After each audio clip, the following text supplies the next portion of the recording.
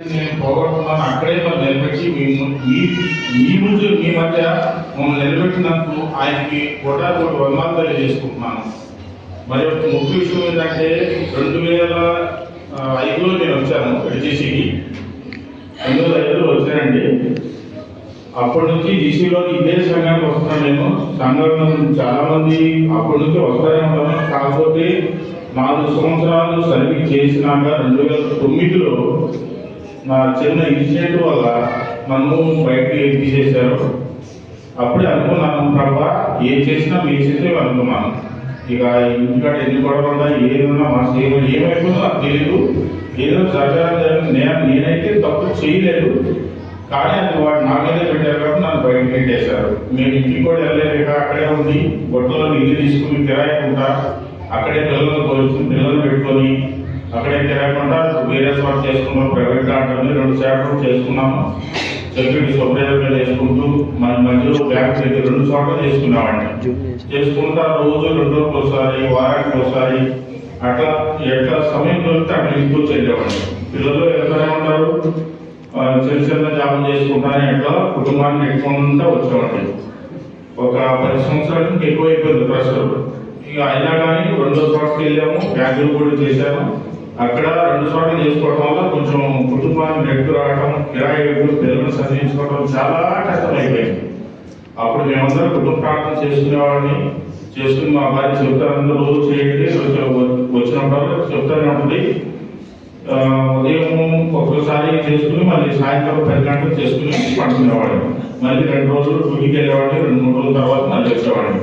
కానీ వెళ్ళేటప్పుడు బాక్సులు పెట్టి పంపించేది.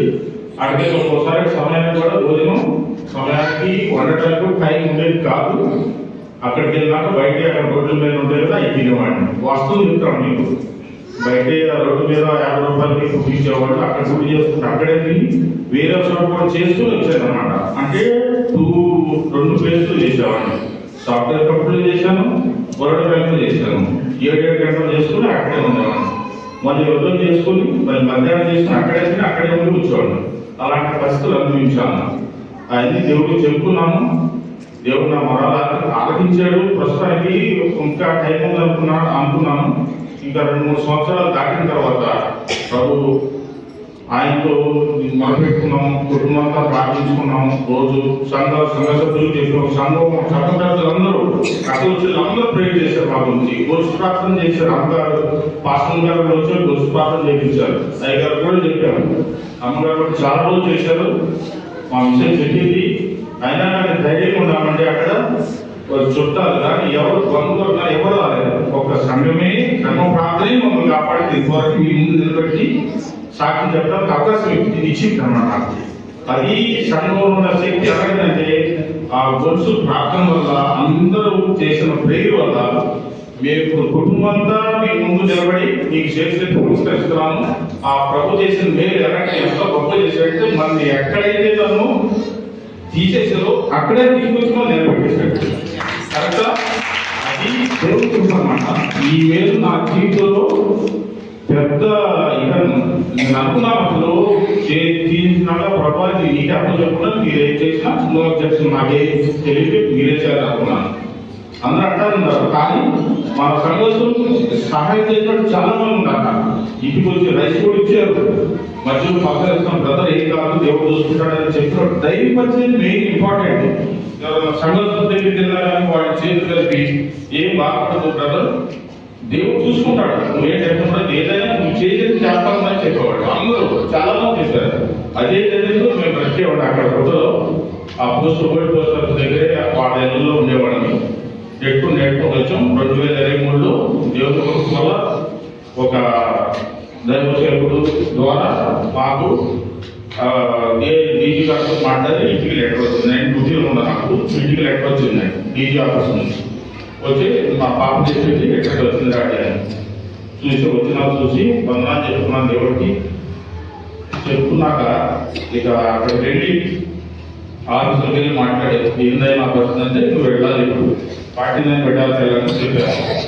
పార్టీని బట్టి చాలా దూరం అయిపోయారు, నా పరిస్థితి ఉంది ఏమీ లేదు ఎక్కడెక్కడన్నా చూడమని రిక్వెస్ట్ చేశాను.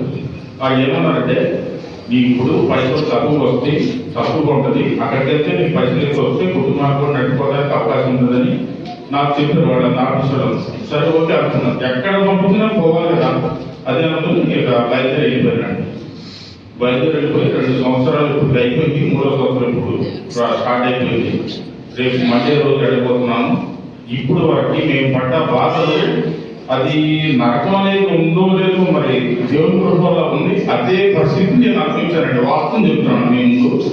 నిజమైన దేవుడు అంటే మన దేవుడని, మన యేసయ్య దేవుడని నేను మనస్ఫూర్తిగా నమ్మానండి. అప్పుడు ఆయన ఎక్కడ చూసినాక నేను అనుకున్నాను దేవుడా ఎక్కడైతే పోగొట్టుకున్నాను అక్కడే అదే తీసేసి గ్రేట్ అనుకున్నాను.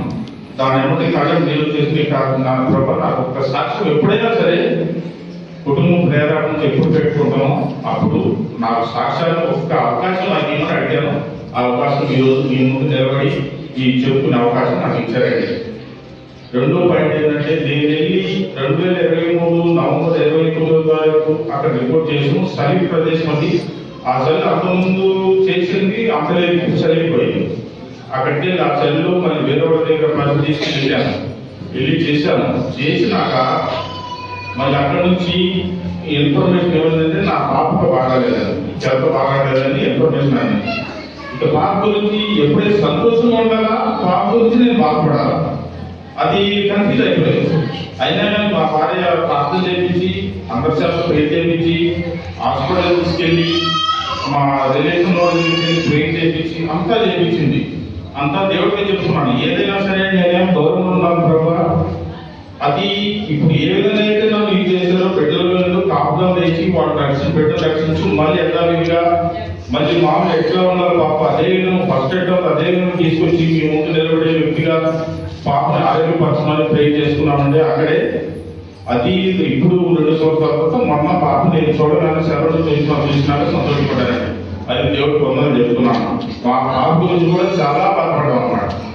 ఈ పరిస్థితులను తట్టుకుంటూ ఇప్పుడు అందరు సంఘస్థుల మధ్య సంఘస్థుల మధ్య అప్పటి నుంచి ఇప్పుడు వరకు మీ ముందు నిలబడి చెప్పి ఏసై స్థుతులు చేసుకుంటూ మీ ముందు నిలబడి అర్హత నాకు ఇచ్చినందుకు మీకు వేదాలు కోరుకుంటూ ఏసై స్థుతి స్తోత్రాలు చేస్తూ ఉంటాను.